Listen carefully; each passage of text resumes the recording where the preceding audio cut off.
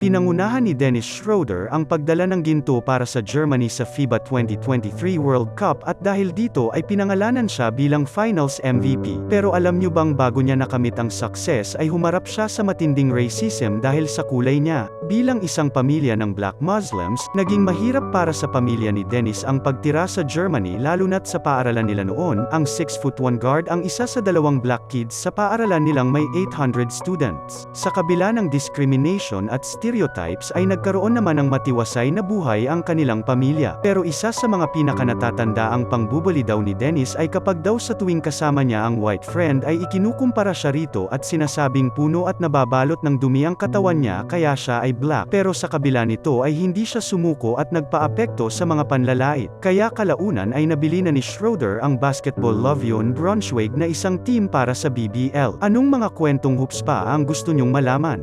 Comment down below.